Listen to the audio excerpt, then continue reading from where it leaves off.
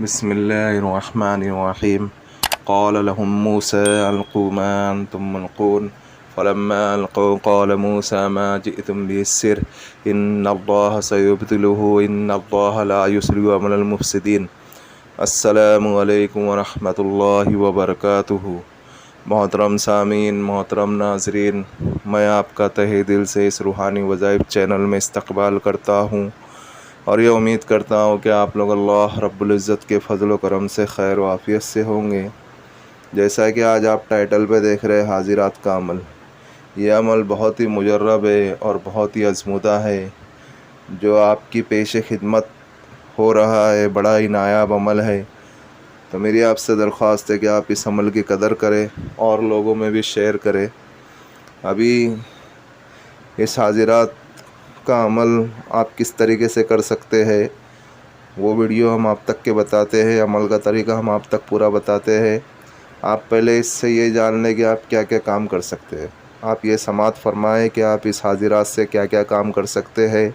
उसके बाद हम आपको इसको अमल करने का भी तरीका बताएंगे और हाजिरात किस तरीके से करते हैं उस तरीके को भी इंशाअल्लाह हम आप तक बताएंगे। इससे क्या काम ले सकते हैं आप, हर राज की बातें मालूम कर सकते हैं, किसी गुमशुदा फ़र्द के बारे में मालूम कर सकते हैं और किसी गुमशुदा जानवर के बारे में भी मालूम कर सकते हैं। किसी के ऊपर क्या असरात है, जादू जिन्नात के असरात है, ज़मीन में ख़जाने के बारे में मालूम कर सकते हैं, दूर दराज की ख़बरें मालूम कर सकते हैं, किसी के बारे में रिपोर्ट निकाल सकते हैं, चोर के बारे में मालूम कर सकते हैं और चोरी का माल भी बरामद कर सकते हैं। आपकी अगर कोई कीमती चीज़ अगर चोरी हुई है तो चोर ने कहाँ बेचा है या कहाँ छुपा के रखा है, आप वो मालूम कर सकते हैं। और किसी लाइलाज बीमारी के बारे में भी मालूम कर सकते हैं, जिसे डॉक्टर ने अगर जवाब दे दिया है कोई दवा नहीं है उसकी, तो आप उनसे वो भी पूछ सकते हैं कि इसकी दवा क्या है, इसका इलाज क्या है। और किसी के ऊपर अगर जिन्नात के असरात है तो उनका ख़ात्मा भी कर सकते हैं। और इम्तिहानी पर्चों के बारे में भी मालूम कर सकते हैं कि बच्चों का जो रिज़ल्ट आएगा अच्छा आएगा कि नहीं आएगा। यानी आप इससे और कई फ़ायदे हैं हाजिरात से।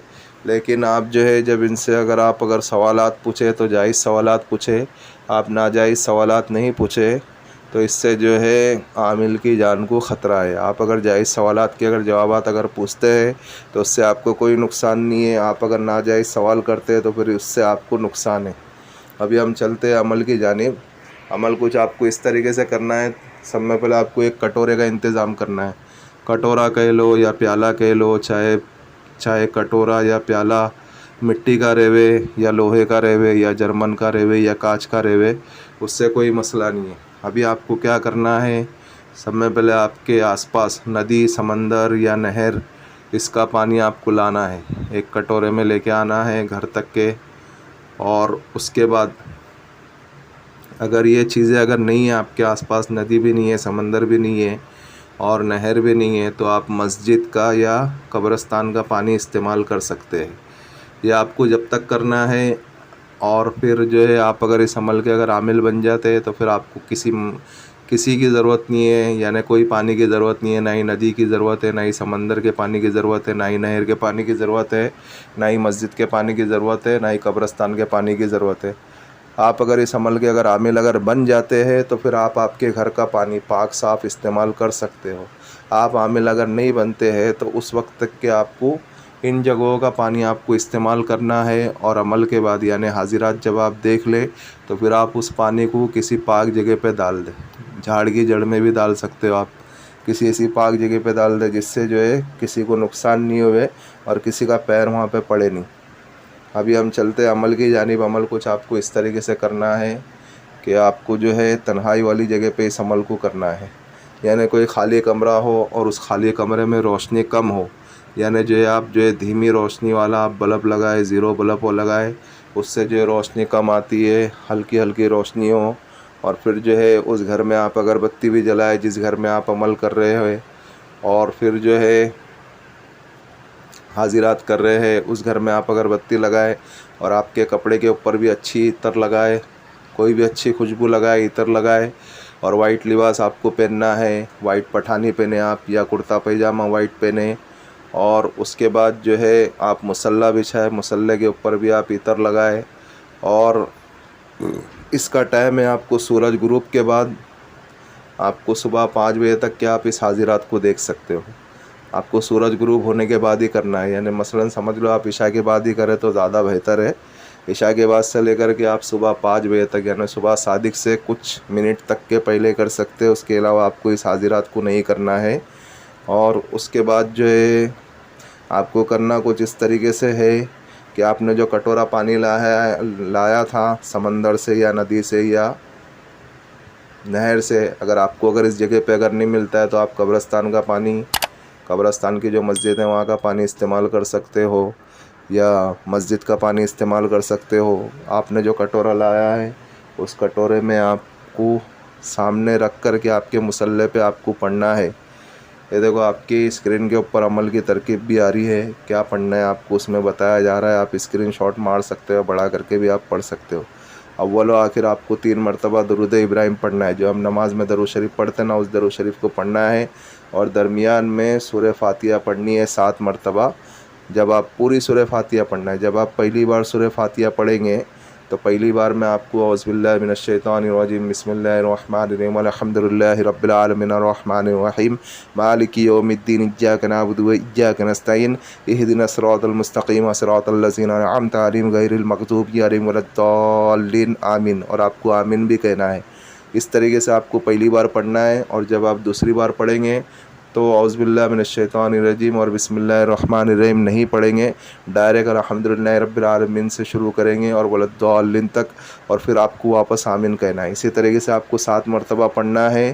पहली बार आपको औज़ुबिल्लाह बिस्मिल्लाह पढ़ना है, आपको फिर बता रहा हूँ, पहली बार आपको औज़ुबिल्लाह बिस्मिल्लाह पढ़ना है। और फिर आपको जो है दूसरी बार जब आप सूरह फातिहा पढ़ेंगे तो औज़ुबिल्लाह बिस्मिल्लाह नहीं पढ़ना है, डायरेक्ट सूरह फातिहा स्टार्ट करना है। और हर बार वलद्दाल्लीन के बाद आपको आमीन कहना है और उस कटोरे को देखते हुए पढ़ना है। कटोरे में जो आपने पानी लाया है ना, कटोरे में या प्याले में आपने जो पानी लाया है उसको देखते हुए आपको पढ़ना है। और फिर जब आप ये पढ़ ले तो फिर आप उसमें फूंक मार दें। ये हो गया। फिर उसके बाद आपको अल्लाहुम्मा इय्याका नअबुदु व इय्याका नस्तईन, ये 1 मरतबा हुआ। अल्लाहुम्मा इय्याका नअबुदु व इय्याका नस्तईन, ये 2 मरतबा हुआ। अल्लाहुम्मा इय्याका नअबुदु व इय्याका नस्तईन, ये 3 मरतबा हुआ।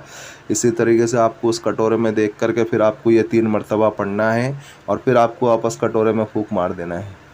फिर आपको वापस 3 मरतबा वापस फिर पढ़ना है, अल्लाहुम्मा इय्याका नअबुदु व इय्याका नस्तईन।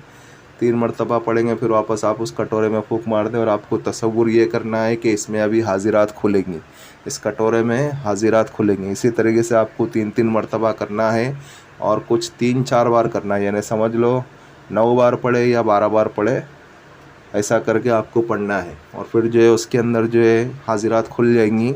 अगर आपकी रूहानी क़ुव्वत अच्छी होती है तो आपकी हाजिरात खुल जाएंगी।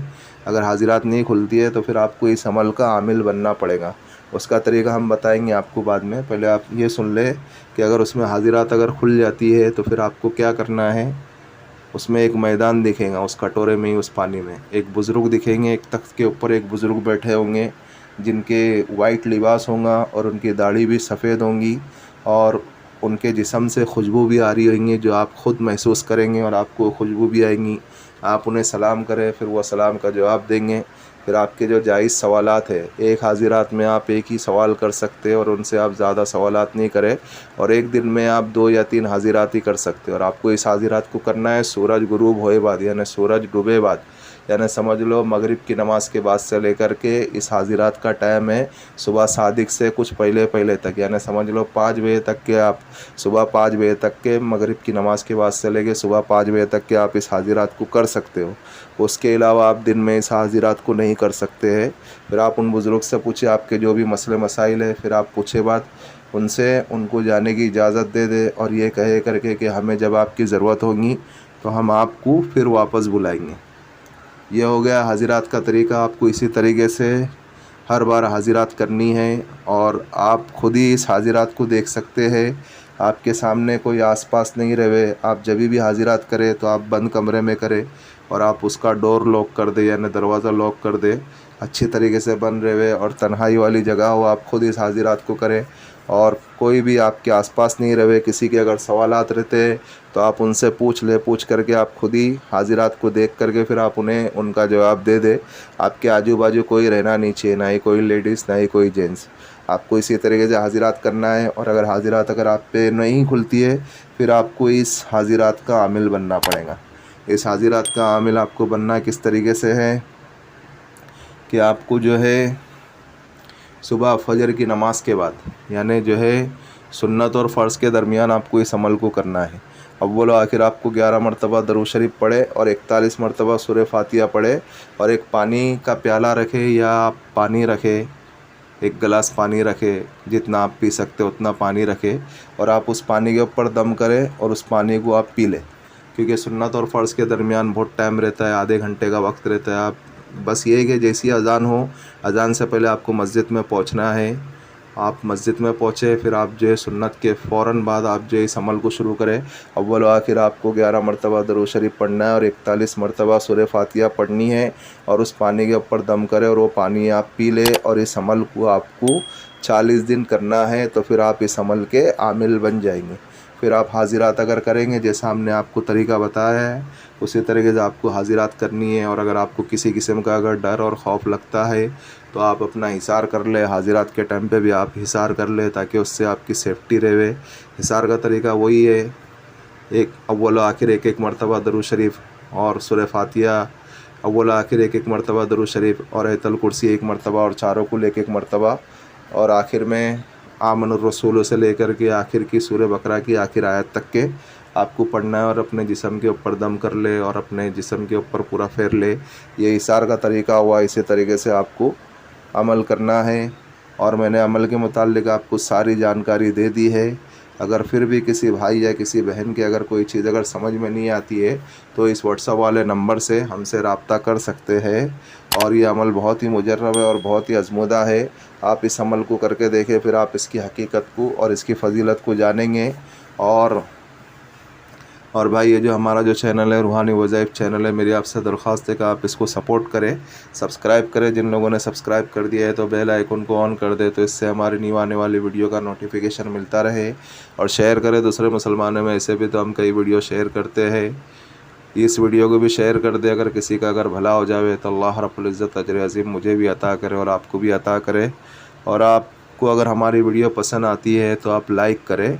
फिर से मैं आपसे कह रहा हूँ, अगर किसी की अगर कोई चीज़ अगर समझ में नहीं आती है तो वो इस व्हाट्सएप वाले नंबर से हमसे रब्ता कर सकते हैं। अमल के मुताल्लिक़ तो सारी जानकारी दे दी है, फिर भी आपकी अगर कोई चीज़ अगर समझ में नहीं आती है तो आप इस व्हाट्सएप वाले नंबर से हमसे रब्ता कर सकते हैं। मिलते हैं नेक्स्ट वीडियो में। दुआओं की दरख्वास्त। अल्लाह हाफिज़।